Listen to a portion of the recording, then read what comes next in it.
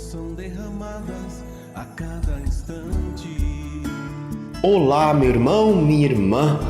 Hoje, dia 22 de junho, neste 12º domingo do tempo comum, meditemos o Evangelho de São Lucas, no capítulo 9, de 18 a 24, uma vez que estamos reunidos em nome do Pai, do Filho e do Espírito Santo também. A graça de nosso Senhor Jesus Cristo, o amor do Pai, a comunhão do Espírito Santo esteja convosco. Bendito seja Deus que nos reuniu no amor de Cristo. Evangelho de Jesus Cristo segundo Lucas. Glória a vós, Senhor. Um dia, Jesus orava sozinho, estando com ele apenas os discípulos. Então perguntou-lhes: quem dizem as multidões que eu sou? E eles responderam: uns João Batista, outros que és Elias e outros que és um dos antigos profetas que ressuscitou. Disse-lhe Jesus: e vós, quem dizeis que eu sou? Pedro respondeu à palavra de Jesus: és o Messias de Deus. Ele, porém, proibiu-lhes severamente de o dizerem, fosse a quem fosse, e acrescentou: o Filho do Homem tem de sofrer muito, ser rejeitado pelos anciãos, pelos príncipes dos sacerdotes e pelos escribas. Tem de ser morto e ressuscitar ao terceiro dia. Depois dirigiu-se a todos, disse: se alguém quiser vir comigo, renuncie a si mesmo, tome a sua cruz de todos os dias e siga-me. Pois quem quiser salvar a sua vida, há de perdê-la, mas quem perder a sua vida por causa de mim e do Evangelho, salva-la. Palavra da salvação. Glória a vós, Senhor. Meu irmão, minha irmã, a narração de Lucas começa com uma referência à oração de Jesus. Lucas frequentou e com frequência os acontecimentos da vida de Jesus. Sempre tomava decisões, ele rezava, pois a oração é o lugar do encontro de Jesus com o Pai. Depois de rezar, Jesus tem sempre uma mensagem importante, uma mensagem que vem do Pai para comunicar aos discípulos, de modo que o diálogo de Jesus com os discípulos consta em 3 momentos. Primeiro, o diálogo centra-se na resposta à questão: quem é Jesus? Segundo momento, Jesus anuncia aos discípulos a sua paixão e morte em Jerusalém.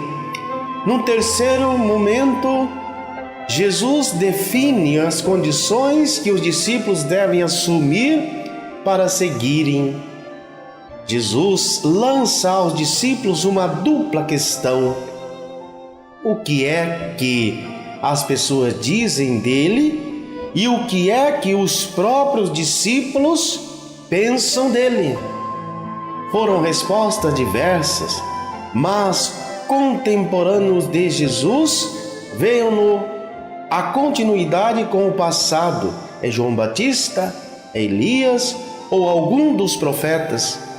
Eles não captam a condição única de Jesus, a sua novidade, a sua originalidade.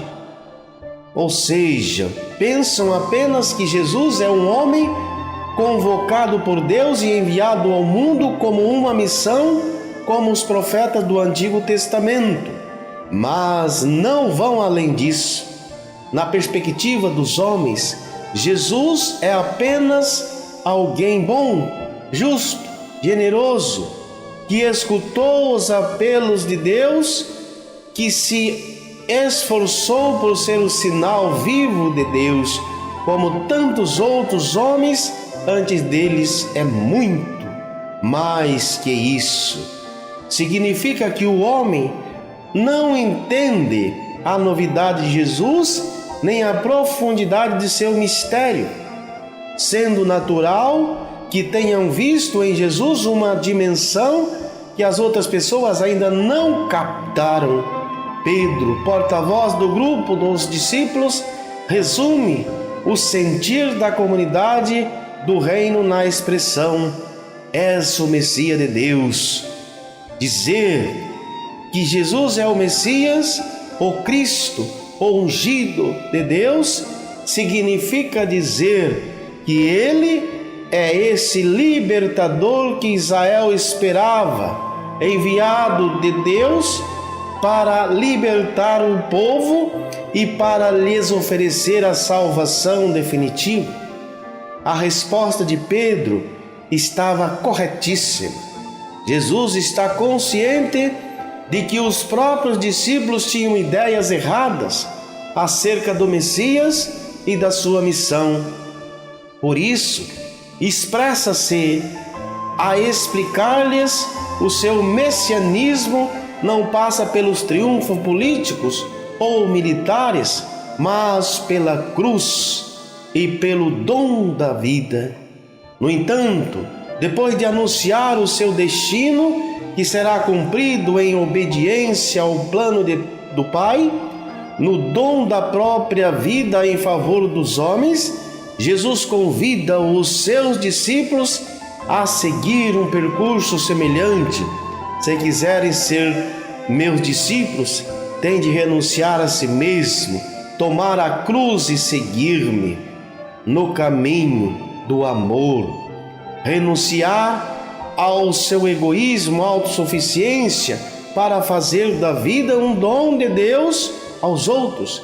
Assim, aquele que opta por seguir Jesus e viver com Ele, colocando toda a sua existência a serviço do projeto de Deus e do bem dos homens.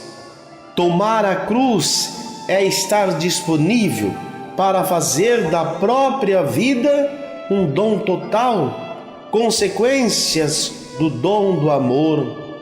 E no final dessa instrução, Jesus explica aos discípulos as razões pelas quais eles devem abraçar a lógica da cruz e convida-os a entender que oferecer a vida por amor não é perdê-la, mas ganhá-la no reino dos céus.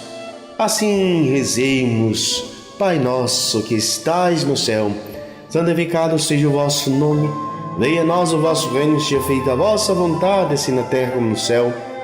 O nosso de cada dia nos dai hoje, perdoai as nossas ofensas, assim como nós perdoamos a quem nos tem ofendido, e não deixeis cair em tentação, mas livrai-nos do mal. Amém.